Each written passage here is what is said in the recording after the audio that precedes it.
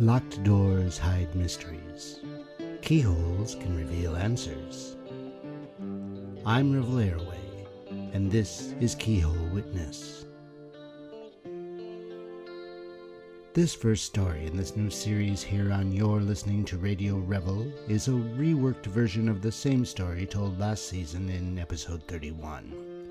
It's the tale of a man managing the death of an elderly uncle whom he hardly knew, the closure of the estate, the disposal of worldly leftovers, and the discovery of an unknown past. Though there is a kernel or two of truth, the story itself is just made up. What I tell, I do not report. I simply tell. Please enjoy Scrapbooks.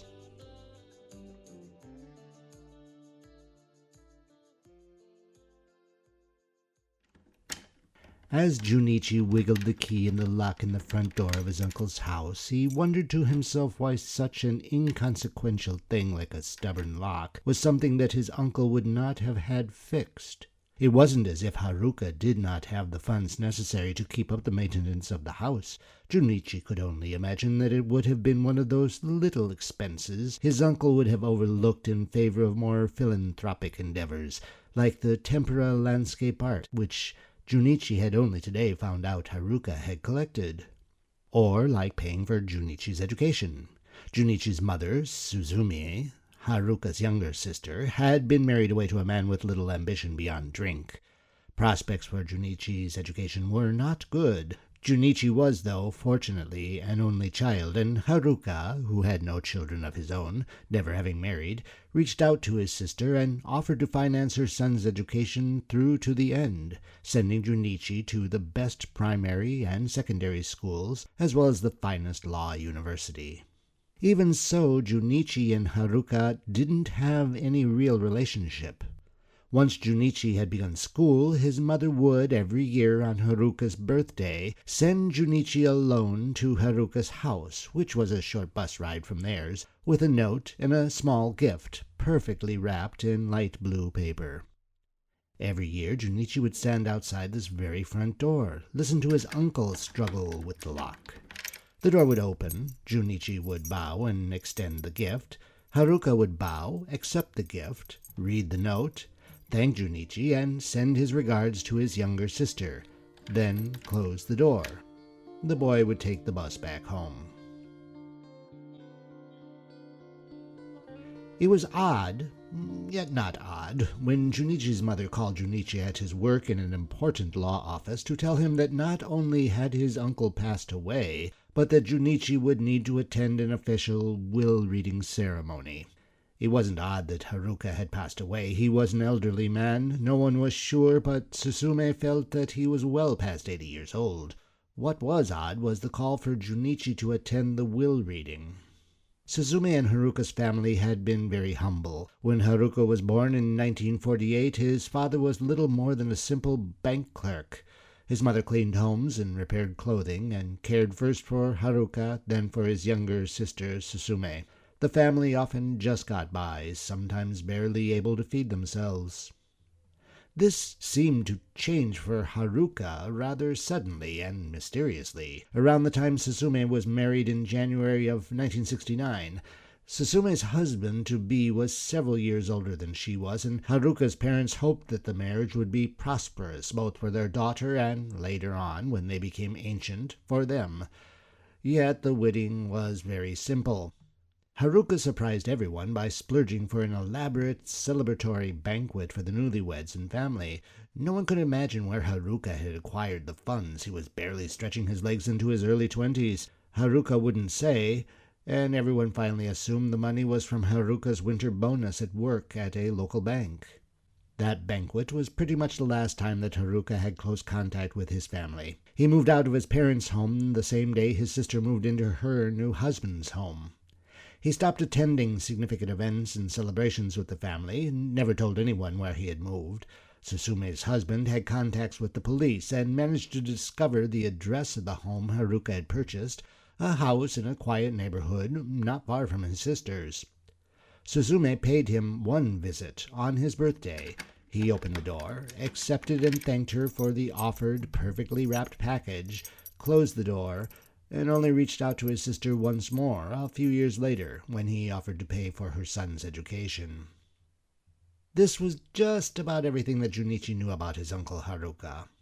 This morning Junichi had sat in a small room in a back office of a law firm he was slightly familiar with. Around the round table, set before the glass wall that lent onto a courtyard garden, there were only 3 people, Junichi, his mother, and a lawyer. The lawyer read the will that gave a fine sum of money to Junichi's mother, a finer sum of money to Junichi, as well as the house, and a mandate to empty the house of all personal items, close Haruka's life down, and finally put the house on market. This mandate was personal. Junichi alone was to carry out the instructions, which he would find at the house. The lawyer pushed a small box towards Junichi, in which Junichi found a key. The lock finally yielded to Junichi's agitated key wiggling, and he stepped over the threshold into the entry. As he slipped off his shoes and looked about for house slippers in the corner, he noticed the smell. A sweet smell, reminded him of his grandmother. Not strong, not overbearing, almost like the house had been impregnated with the scent and had refused to release it. Junichi spotted 2 pairs of slippers side by side under a low bench. He also found atop that low bench an envelope. The envelope contained the mentioned instructions.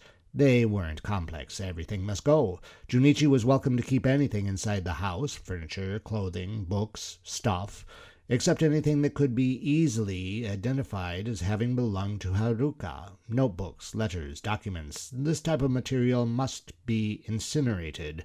Most of that personal material would be found in the small office room Haruka had in the back of the house. Junichi didn't intend to keep any of his uncle's general stuff. He'd already contracted a cleaning company to come in and rid the property of anything not nailed down. He was mostly interested in inspecting the bedroom and that office space. The bedroom was easy, yet important. It would be the place that items that might be embarrassing would be found. Better if Junichi disposed of such things himself before strangers became involved. That done, Junichi sat at his uncle's desk with a feeling of honest curiosity. Because his only relationship with Haruka had been those yearly doorstep birthday greetings, a ceremony he had continued even as an adult, Junichi didn't feel as if he were scraping about in the secret life of a close friend or family member. It was more of a case of looking at documents, sieving through each paper and envelope and file folder, making category piles, and finally tying piles into bundles to be sent to incinerate. Just as the piles were reaching a respectable height and the drawers of documents began to ring hollow as they were pushed shut, Junichi came upon a tiny scrap of blue paper at the bottom of one of the drawers, recognized it as a scrap of wrapping paper from one of the gifts Junichi had offered his uncle year after year, with a series of numbers penciled on the back side. Of course, Junichi jumped to the conclusion that these numbers were the combination that would open a safe or strongbox or lock. Junichi hadn't seen such a lock or box or safe, but his back was stiff and his bum was numb, so he rose and stretched and began a search around the room. After looking in the bookshelves, within the desk itself, in a small closet over there, he began looking behind the artwork that covered the walls, feeling kind of foolish. But yes, there behind a temporal landscape painting signed Sadamichi, a name that was strangely familiar to Junichi, though he couldn't say why, was a wall safe, which opened once the combination had been dialed in. Inside the safe were 2 notebooks, one a fairly large scrapbook-type binder, and the other a smaller faux leather datebook.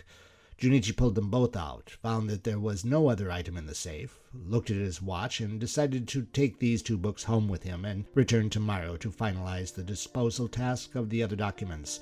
The cleaners were expected in 2 days.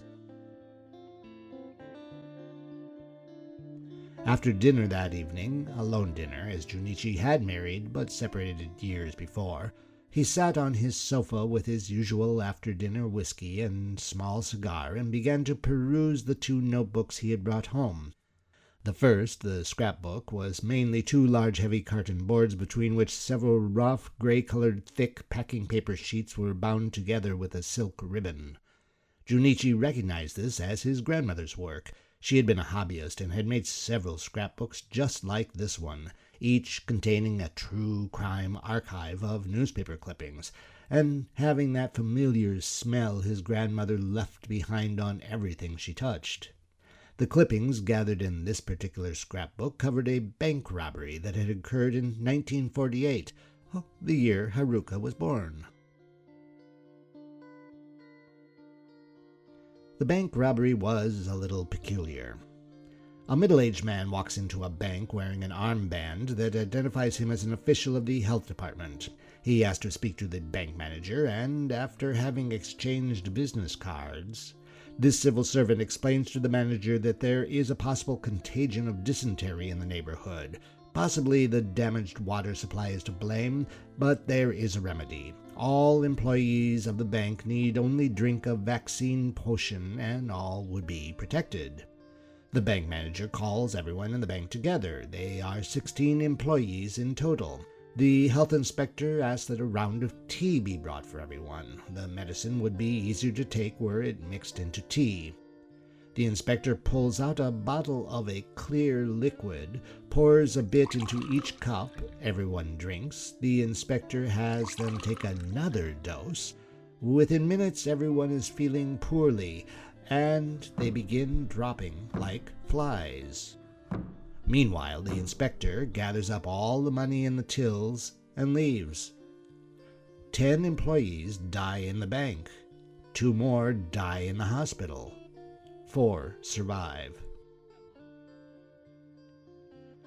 Through a shaky circumstantial evidence case based upon those exchanged business cards, a case Junichi felt any good lawyer could have argued into dust, a well-known artist who was at that time having some economic difficulties is interrogated by the police, who discover that he also has an unexplained amount of money similar to that which was robbed.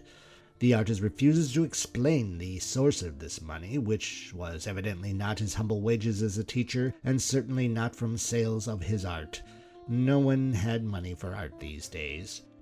He's found guilty of both the horrendous murders and the robbery, and is sentenced to death. Now, the newspaper clippings make it quite clear that public opinion was not on the side of the police or magistrates in this case. The case was appealed again and again. The evidence was so weak and circumstantial. Yet that artist, the temporal landscape painter Sadamichi, a favorite in Haruka's collection, spent the rest of his life in jail.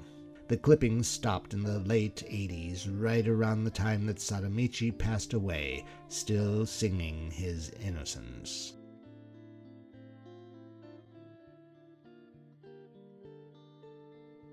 Junichi laid the scrapbook aside and made a note to himself to find the other scrapbooks his grandmother had made. His mother must know where they had been stored.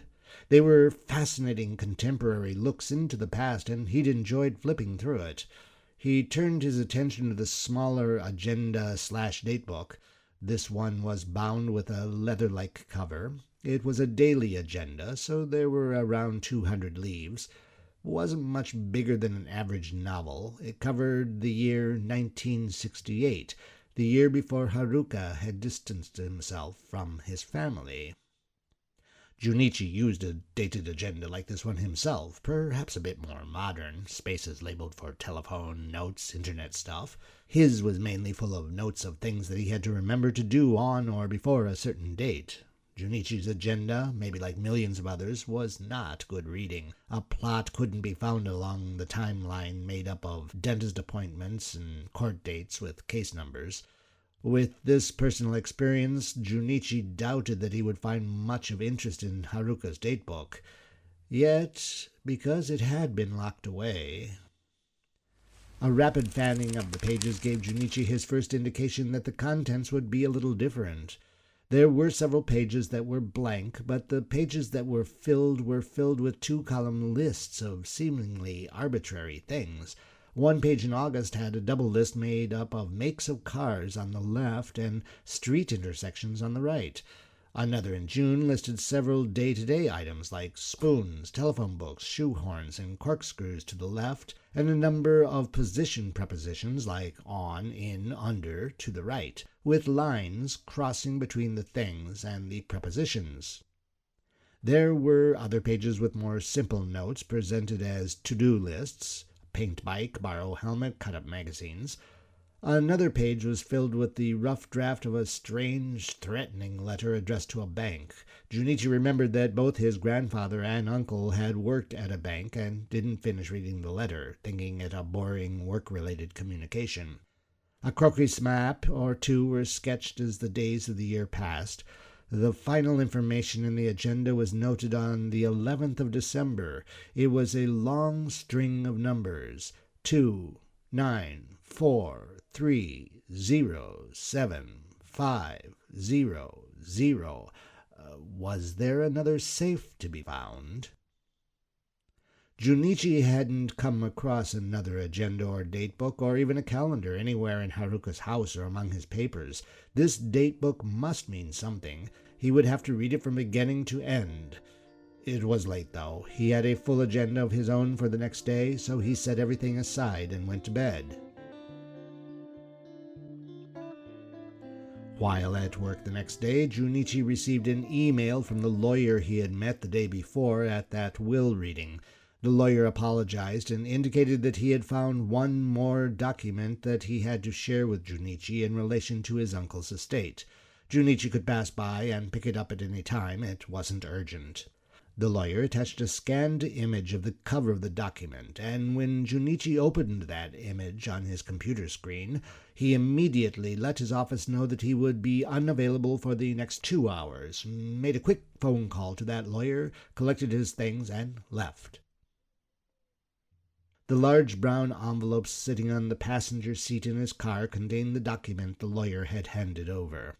Junichi hadn't even had to meet with the lawyer in his offices. As Junichi stepped out of the elevator into reception, the lawyer entered from a closed door, handed Junichi the envelope with a smile and a bow. Junichi returned both and simply turned and stepped back into the elevator.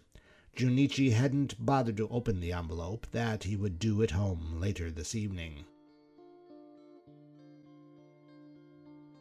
Junichi pulled the scrapbook from the large brown envelope.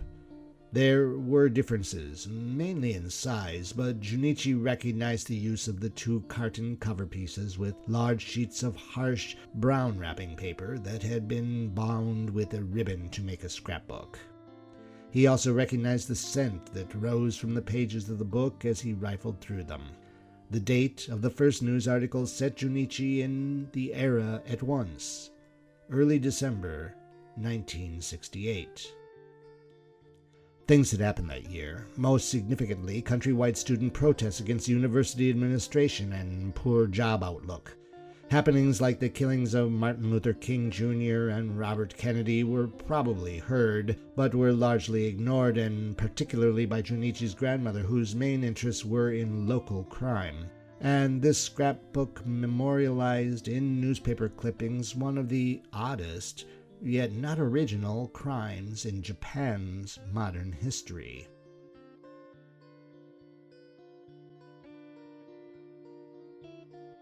That early December, arrangements are made for the winter bonuses to be paid out to the employees at the Tokyo Shibaura Denki factory. The bonuses, which are equal to about 3 months extra pay for hundreds of employees, are to be paid in cash at the end of that week. Tuesday, December 10th, is marked as the delivery date of the cash, which is drawn from the company's account at the local branch of the Nippon Trust Bank. As is usual, the delivery is to be made discreetly in a nondescript company car. There are 4 bank security employees, 2 in the front and 2 at the back. The money is packaged in metal boxes and located in the locked trunk of the car. The trip is uneventful, and the driver is able to see their destination only a few hundred meters up the street when a flashing light catches his eye in the rearview mirror. A motorcycle policeman hits his siren once and is waving at the driver to pull to the side. Not wanting to draw unnecessary attention to the delivery mission, the driver pulls over. The policeman quickly gets off the motorcycle and approaches the driver's side of the car as the driver lowers the window. The policeman tells the driver that just moments earlier a bomb exploded at the bank manager's home. Now, this doesn't surprise the driver. There had been reports of threatening letters having been received by the manager, and bank security had been advised to be alert. The policeman then explains that just after that bomb had exploded, destroying the manager's home, they received a threatening letter at the bank stating that another bomb had been placed under the car carrying the money, this very car the policeman is standing next to. The policeman instructs the 4 bank security employees to step out of the car while he crawls under the chassis to inspect the underside. The 4 security men stand a bit off, probably concerned both about the responsibility of the money they were delivering as well as the danger of a bomb exploding in this busy neighborhood. None of them wants to be a headline in the evening newspaper. After just a couple of minutes, the policeman pulls himself quickly from under the car. He is followed by dark smoke and some flames. He shouts that the car is about to explode, jumps into the driver's seat, and drives away at high speed, hoping to leave the car in some place where it would do less personal and property damage. At first, as they watch the car drive off down the street and out of sight, the 4 security men are somewhat relieved. This feeling doesn't last long, as there is no explosion to be heard. Surely they would have heard something if the car had been on the verge of exploding when the policeman drove it off. Then they noticed that on the street where the car had been idling is an emergency flare, smoking and sputtering out. You can imagine just how far their hearts fell from their chests. They had just been cleverly robbed by that policeman of 294,307,500 yen. The man who stole that money was never apprehended. Police collected 120 things around the site of the robbery, seemingly unrelated. Household items like spoons, telephone books, shoehorns, and corkscrews. None of the supposed evidence was of any help and actually seemed to have been scattered about the area by the robber in order to distract. The motorbike left behind at the scene had been painted to resemble a police bike. The robber had worn a helmet and a uniform, but those were probably faked too. Not much artistic detail was needed in the forgeries. The rapidity of the attack and the nerves of the attacked would ensure that witness contribution to the case would be minimal. A composite sketch of the robber had been drawn up, but didn't really look out of the ordinary and would lead to almost nothing. It was found that the robber had ditched the bank car for another car he had stolen earlier and left parked a few miles from the crime. The robber then ditched that stolen car and drove off in another pre-stolen, pre-parked car with the metal boxes full of cash. This second car is where the direct trail with the robber ends. A young man, son of a police officer, was accused of the crime, mainly because he belonged to a gang that used similar cons to rob, and like hundreds of other young Japanese men, somewhat resembled the guy in the police drawing. That led to nothing, as the kid killed himself the same day he was interrogated. Another man, a taxi driver who also kind of looked like the composite drawing, had his life ruined when he was accused, despite having an alibi.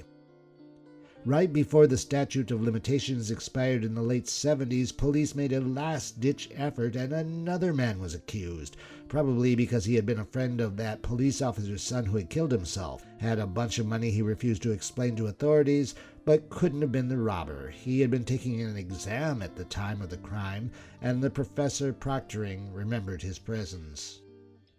Once the statute of limitations expired, authorities hoped that the perpetrator, now free from both criminal and civil responsibility, would come forward and the mystery be solved. Until now, this had not happened. Junichi compared the news clippings with some of the notes in the agenda. Some of the items that had been scattered about and mentioned in the news articles were in the list of household things noted in June. The stolen getaway cars were found near intersections listed in August. And, of course, the sum noted on the 11th of December in fading ink, 294,307,500, had been consistently reported as a rounded number, from 294 million to 300 million, only being made specific years after 1968 had come and gone, only appearing in the final clipping in the scrapbook reporting Sadamichi's death in prison. Junichi had little family. He was on a monthly telephone call level of relationship regime with his mother. His grandmother was long gone. Haruka had been a kind of family connection, but only on those birthdays Junichi had stood on Haruka's doorstep, turning a small, blue-wrapped package in his hands, waiting for the lock to cease to resist and the door to open. Junichi in his current life understood Haruka's distance, his need to be alone.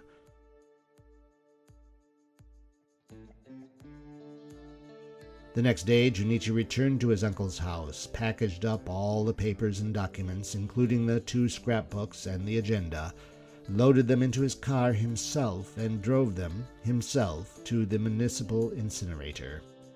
The employee didn't find it odd that Junichi insisted on seeing the bundles pushed into the oven.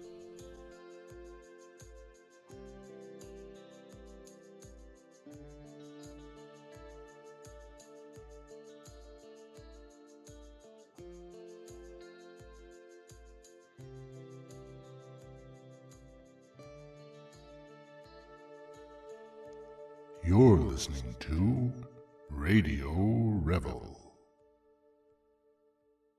Listen, like, subscribe, and share.